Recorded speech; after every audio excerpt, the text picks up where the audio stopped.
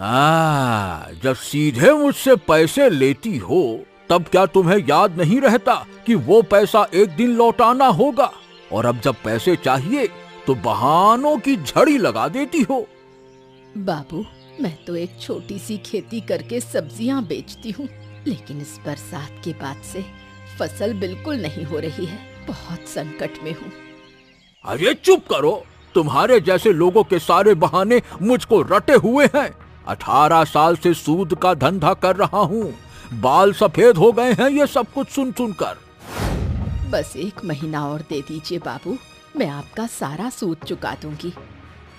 यही बात कहते कहते 4 महीने हो गए। अब और वक्त नहीं दूंगा, सिर्फ 5 दिन है तुम्हारे पास। नहीं चुकाया तो अंजाम भुगतने के लिए तैयार रहना। 5 दिन में इतने पैसे कहाँ से लाऊंगी बाबू? आप गांव के मॉडल हैं, हमारी गरीबी तो समझते हैं।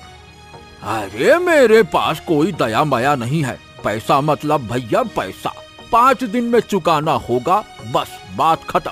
चलो अब मेरी नजरों से दूर हो जाओ। अरे जाओ, मनहूस औरत कहीं की चली आती है।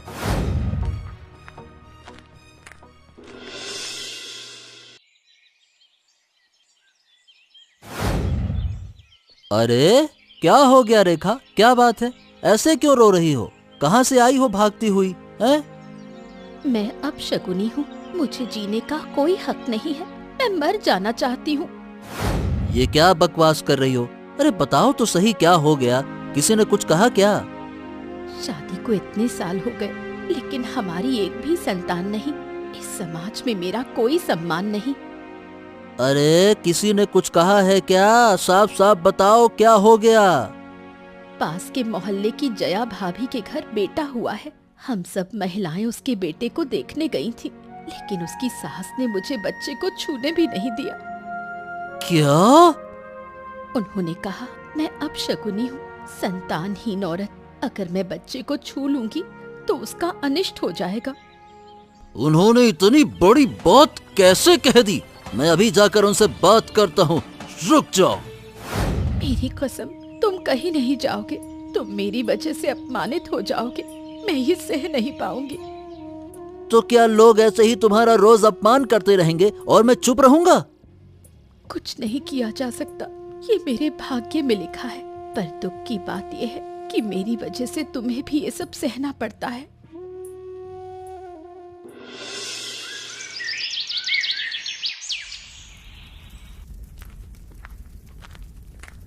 बचाओ बचाओ, मेरे घर में आग लग गई है, कोई है क्या? जल्दी आओ। ये क्या हो गया? कोकिला काकी, डरिए मत, मैं आपको निकालने का इंतजाम करता हूँ, रुकिए। हाय राम, दरवाजे पर आग है, मैं बाहर नहीं निकल पा रही। कुछ करो बेटा, नहीं तो मैं मर जाऊंगी। आप घबराइए मत काकी, मैं हूँ, मैं कोई ना कोई रास्ता निकालूंगा, रुकिए।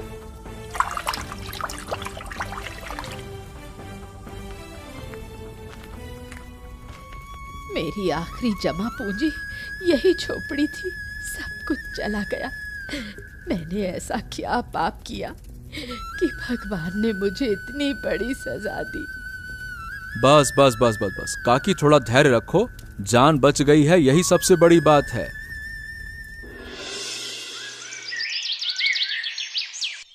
लखन, अरे ओ लखन, अरे लखन जल्दी से इधर आ, मुझे तुझसे कुछ जरूरी बात करनी है। इधर इधर आ। अभी वक्त नहीं है बात करने का, पिताजी देख लेंगे तो जूते पड़ेंगे। अरे तेरे बापू तो हर रोज तुझको मारते हैं, आज मेरी खातिर 2 जूते ज्यादा खा लेना, लेकिन जल्दी से आ। अरे तेरी वजह से एक न एक दिन घर से निकाला जाऊंगा, बता क्या बात है?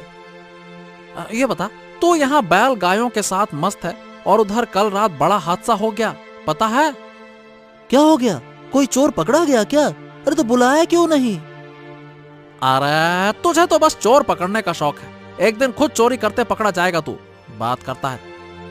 अरे मैं जितना दिखता हूँ उतना बुरा नहीं हूँ। बापू की जेब से कभी कभार 200-400 रुपए निकाल लेना चोरी थोड़ी होता है, वो तो हर बेटे का अधिकार है, जो बाप का वो मेरा। अरे तो मुद्दे की बात सुन, कल रात कोकिला काके के घर में आग लग गई। क्या बात कर रहे हो? अरे अचानक से कैसे लग गई? क्या गांव में कोई भूत प्रेत आ गया है क्या? अब तो कुछ भी हो सकता है इस गांव में। काके के लिए बहुत बुरा हुआ। चल चल के चाय पीते हैं। अच्छा, अब समझा। काकी के लिए दुख में डूबे हो, इसीलिए चाय चाहिए, है ना? हाँ रे, चल, बहुत दर्द हो रहा है दिल में। चल चल, दूर तो कहीं के दर्द हो रहा है। चल चाय पीते हैं। अपनी झोपड़ी खोकर कोकिला बेघर हो जाती है। मजबूरी में वो मदद मांगने के लिए जगदीश सेठ के पास जाती है। प्रणाम बाबू। तू मेरे घर क्या कर रही है? तेरी हिम्मत कैसे हुई इस घर की दहलीज पार करने की? मैं जानती हूँ आप मुझसे नाराज हैं। मैंने बहुत कोशिश की, फिर भी समय पर आपका पैसा चुका नहीं पाई। इतने दिन बीत जाने के बाद भी तूने मेरा पैसा नहीं चुकाया। चल कोई बात नहीं, ये बता मेरा तोहफा कैसा लगा तुझे? आप क्या कह रहे हैं बाबू? मैं कुछ समझ नहीं पा रही हूँ। अरे गवार औरत, कुछ दिन पहले जो हादसा तेरे साथ हुआ वो सब बाबू ने ही करवाया था। बता कैसा लगा? मजा आया ना? ये सब आपने किया बाबू, और मैं मूर्ख बनकर आपसे मदद मांगने चली आई। जो लोग मेरा पैसा वक्त पर नहीं लौटाते उसका यही अंजाम होगा, समझी? आप तो एक नीच इंसान है। मैं गांव के सब लोगों को बता दूंगी। अरे गांव में किसी को बोलना तो दूर, अगर किसी को जरा सी भी भनक लगी तो उस दिन तेरी जिंदगी का आखिरी दिन होगा, कोकिला देवी। चल निकल। बेबस कोकिला उनकी धमकी के आगे कुछ नहीं कर सकी और रोते हुए वहां से चली गई। जगदीश की धमकी से डरकर कोकिला किसी से कुछ नहीं कह सकी। अपना सब कुछ खोकर वो बेसहारा हो गई। अब वो आश्रय के लिए इधर उधर भटकती रहती है।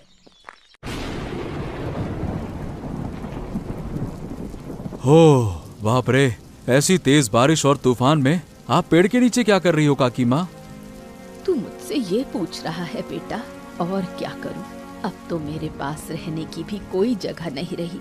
सड़कों पर ही मेरा ठिकाना है। ऐसा क्यों कह रही हो काकी माँ? मैं तो आपको अपनी माँ जैसा मानता हूँ। जब तक मैं जिंदा हूँ आपको यूँ अकेले भटकने की जरूरत नहीं है।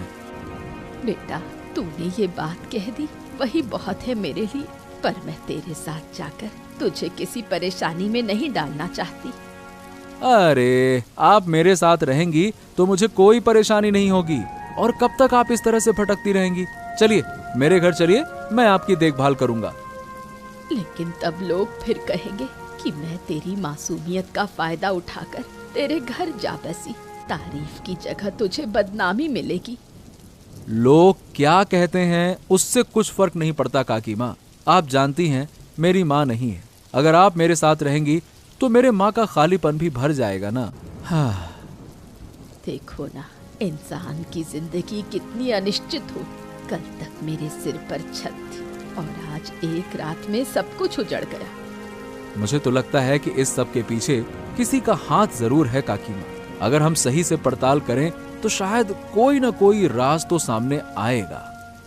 काश मैं तुझे सच बता पाती, जिसे लोग भगवान समझते हैं, उसका असली चेहरा अगर सबके सामने ला पाती।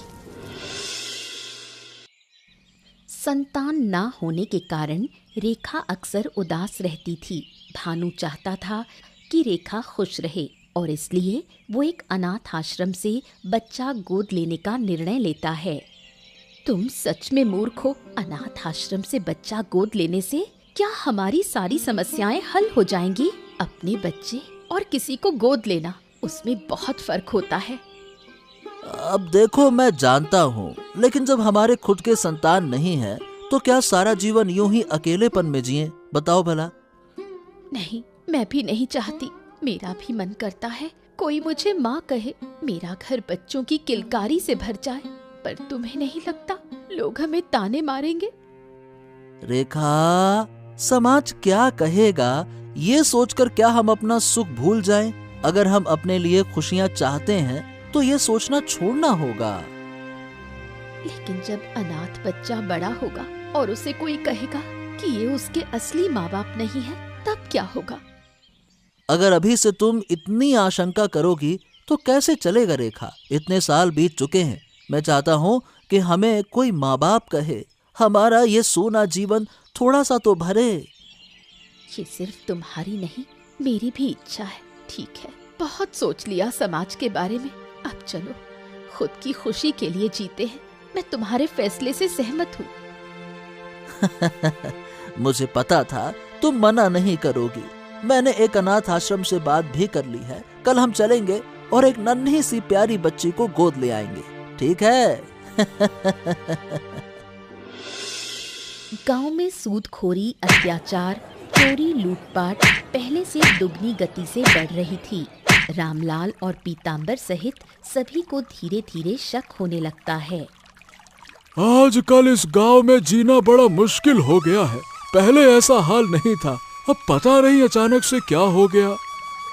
हाँ, मुझे भी यही लग रहा है, पता नहीं क्या हो गया है। देखिए ना, चोरी डकैती कितनी बढ़ गई है। लोगों के घर रातों रात लुट जाते हैं। काकी का देखो, घर जला दिया।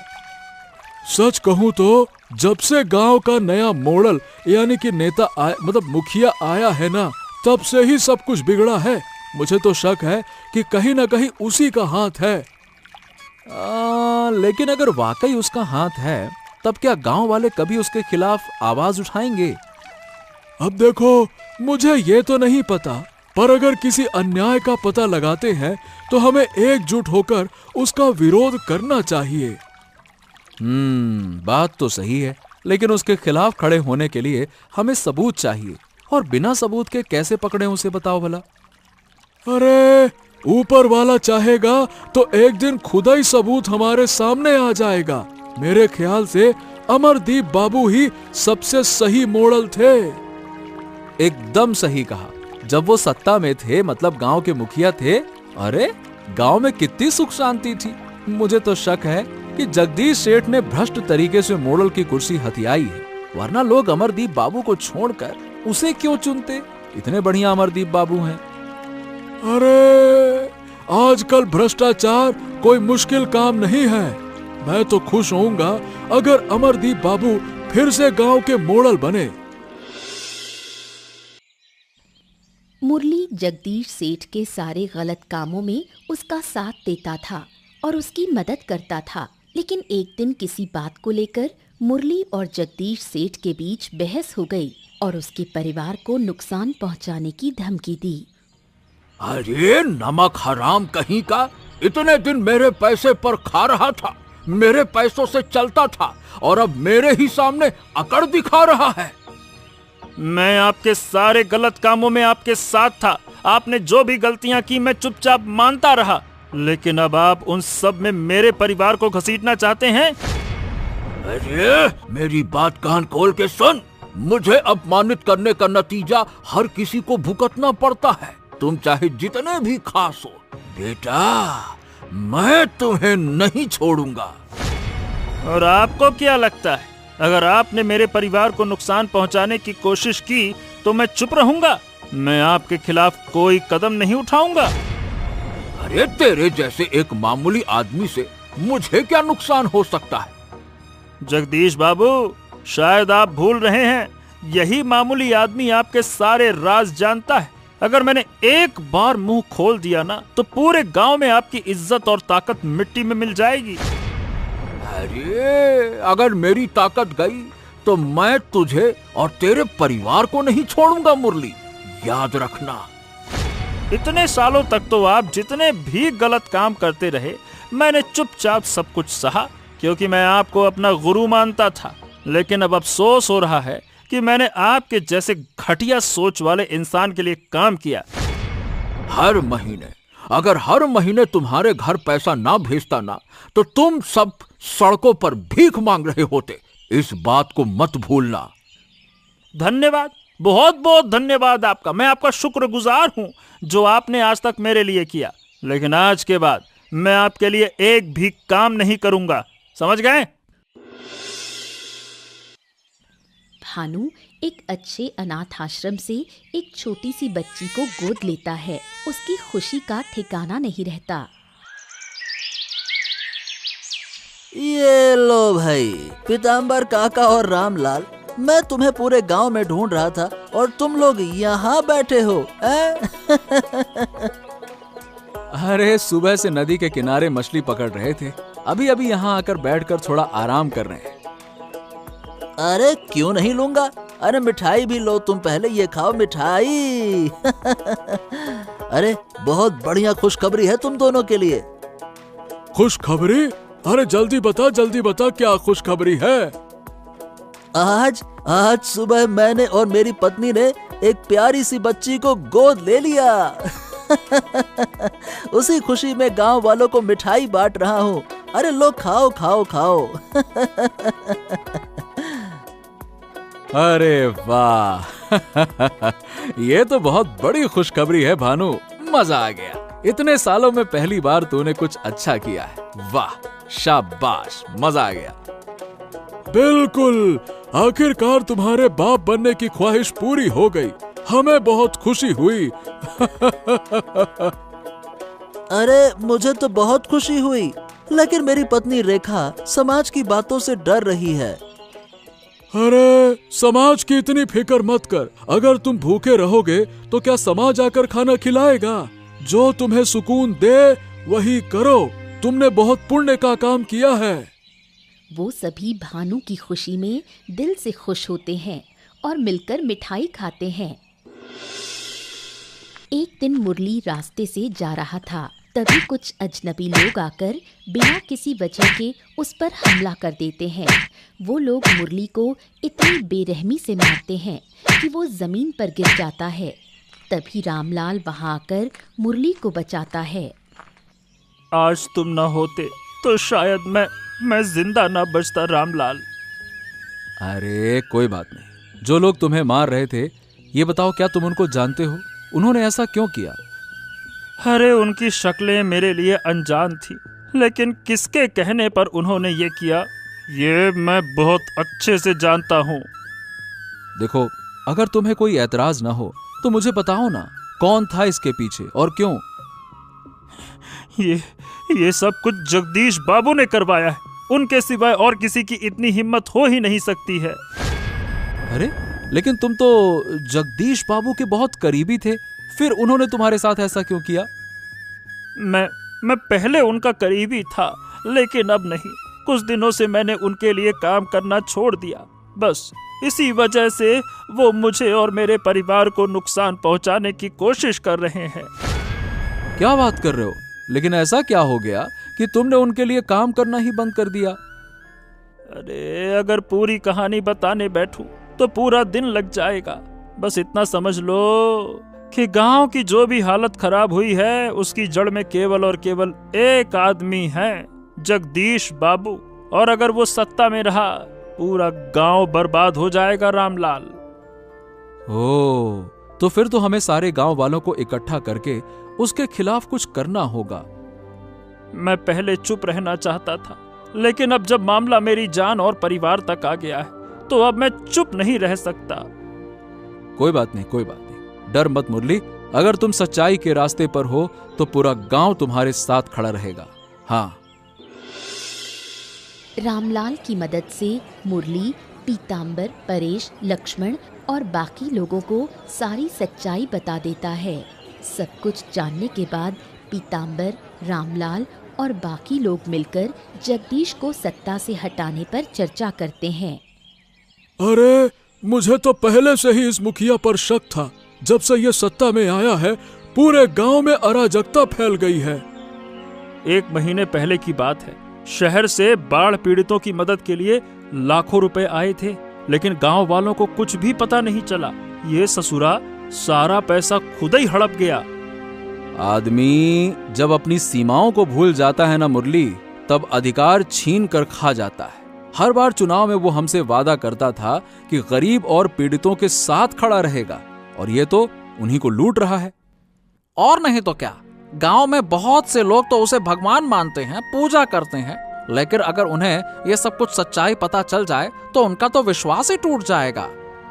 और नहीं तो क्या, इस हालात में गांव के लिए सबसे अच्छा होगा अगर अमरदीप बाबू फिर से सत्ता संभाले और गांव की जिम्मेदारी ले ले।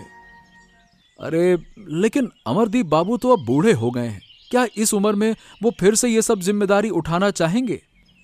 अब देखो, अगर हम सब गांव वाले मिलकर उनसे अनुरोध करेंगे तो वो जरूर मानेंगे, लेकिन उससे पहले जरूरी है कि हम जगदीश को सत्ता से हटाएं। बात तो सही है। अगर जगदीश सेठ और कुछ दिन सत्ता में रह गया तो ये गांव पूरी तरह से बर्बाद हो जाएगा। अगर आप लोग वाकई इसे रोकना चाहते हो तो जल्द से जल्द कुछ न कुछ करना होगा। मुरली, तुझे अब डरने की कोई जरूरत नहीं है, हम सब तेरे साथ हैं। तुम्हारी और तुम्हारे परिवार की सुरक्षा की जिम्मेदारी अब हमारी है, तू चिंता मत कर, ठीक है? सब मिलकर एकजुट होकर जगदीश के खिलाफ आवाज उठाते हैं और तय करते हैं कि अब उसे सत्ता से हटाना ही होगा। गांव वालों के साथ खड़े होने से मुरली को सच्चाई के पक्ष में बोलने का साहस मिला। वो जगदीश के सारे गुनाहों का पर्दाफाश कर देता है। गांव वाले सच्चाई जानकर गुस्से से भर उठते हैं। अरे अरे अरे अरे अरे अरे, सुबह सुबह ये क्या तमाशा लगा रखा है? क्यों नौटंकी कर रहे हो तुम सब लोग? मेरे घर के सामने क्यों चले आए? अरे चलो हटो यहाँ से, अरे हटो। आज हम यहाँ से भागने नहीं, भगाने आए हैं। आज हम तुम्हें सत्ता से हटाने आए हैं।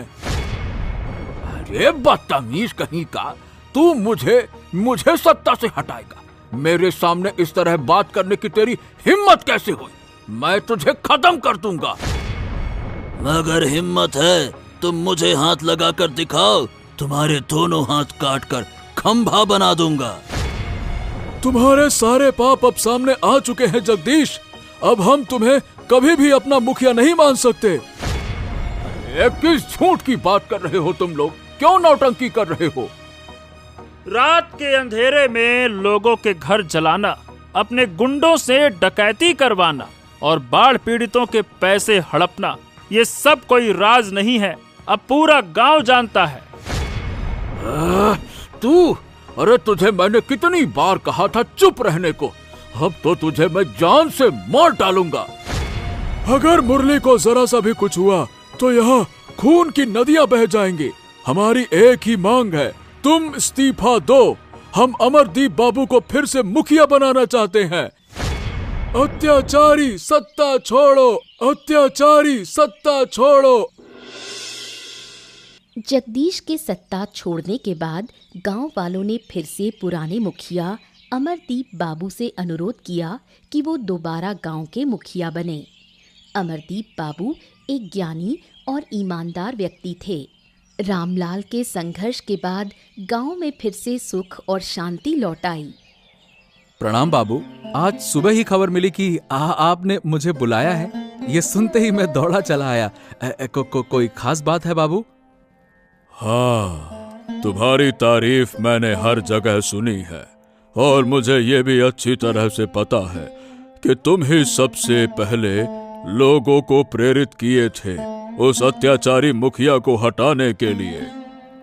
अब मेरे पूर्वज इस गांव में जन्मे और पले बढ़े, मेरा भी पूरा जीवन इसी गांव में बीता। इसीलिए अगर गांव में कोई अन्याय होता है तो उसके खिलाफ आवाज उठाना तो मेरा कर्तव्य है। हाँ, काश हर कोई तुम्हारी तरह सोचता और हर तरह के भ्रष्टाचार से दूर रहकर अपना फर्ज निभाता तो दुनिया कितनी सुंदर हो जाती। अच्छा बुरा तो साथ साथ चलता है बाबू, मगर मेरी हमेशा से यही इच्छा रही है कि अगर कोई गांव का मुखिया बने तो वो आप जैसा नेक इंसान हो। अब जब आप फिर से गांव की जिम्मेदारी संभाल रहे हैं तो सब लोग चैन की सांस ले रहे हैं। हाँ, उम्र के कारण मैंने पहले पद छोड़ दिया था, लेकिन तुम लोगों ने फिर से मुझे इस जिम्मेदारी के लायक समझा तो मैं पूरी कोशिश करूंगा कि लोगों की जिंदगी को और बेहतर बना सकूं। गांव के हर एक इंसान को आप पर पूरा विश्वास है और हमें तो पूरा यकीन है कि आप उस विश्वास की कद्र करेंगे। तुम एक सच्चे इंसान हो और जैसे तुमने लोगों में जागरूकता फैलाई उसका पुरस्कार तो तुम्हें मिलना चाहिए। चलो आओ आओ आओ। ये एक अनोखी नाव है। इसे चलाने के लिए किसी पतवार या मछली की जरूरत नहीं होती है। तुम बस इसे अपनी आवाज से बता देना, ये तुम्हें वहीं ले जाएगी। ठीक है, आज से ये नाव तुम्हारी हुई। अब तुम इस नाव में बैठकर मछली बेचा करोगे। गांव के लोग फिर से सामान्य जीवन जीने लगे। कोकिला देवी के लिए नया घर बना दिया गया और रामलाल अपनी अनोखी नाव से मछली बेचकर अब चैन और शांति से अपना जीवन जीने लगा। वाह वाह वाह वाह वाह, राम दादा तुम्हारी नाव तो सबसे अलग दिखती है। इतनी रंगीन, इतनी सुंदर नाव मैंने पहले कभी नहीं देखी। तोहफे की चीज है भाई, तोहफे की। और पूरे गांव में किसी ने ऐसी नाव नहीं देखी है जो खुद चलती हो, इसीलिए तो इसे विचित्रा नाव कहा जाता है। वाह क्या बात है। क्या कभी हमें भी इस विचित्रा नाव में चढ़ने का सौभाग्य मिलेगा, या फिर हम दूर से ही दर्शन करते रहेंगे? अरे ये कैसी बातें कर रहा है? ये सिर्फ मेरी नहीं, हम सब की नाव है। जब मन चाहे आ जाओ और किसी और को भी लेकर आओ। और क्या, आ जाओ आ जाओ।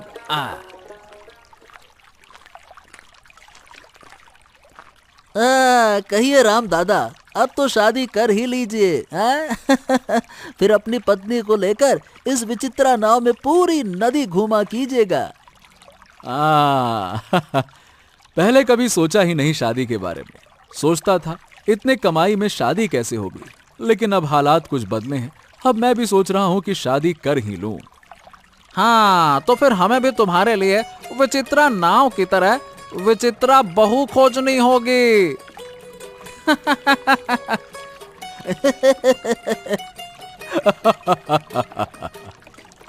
जब से अमरदीप बाबू दोबारा मुखिया बने हैं, तब से गांव की जिंदगी ही बदल गई है। और हमने जगदीश शेट्टी को सत्ता से हटाकर ये साबित कर दिया कि चाहे अन्याय कितना भी ताकतवर हो, लेकिन सच के आगे उसे हार माननी ही पड़ती है। बिल्कुल सही कहा। अब हमारा मकसद यही होना चाहिए कि हम अपनी जिंदगी को बेहतर बनाएं, और जब भी गांव पर कोई विपत्ति आए, सब एक साथ मिलकर उसका सामना करें। इसी तरह अन्याय की अंधेरी रात बीत जाती है और एक नई सुबह का उदय होता है। कोकिला देवी एक सुंदर भविष्य की आशा में एक नया जीवन शुरू करती हैं और गरीब मछुआरा रामलाल अपनी ईमानदारी और साहस का सच्चा पुरस्कार पाता है।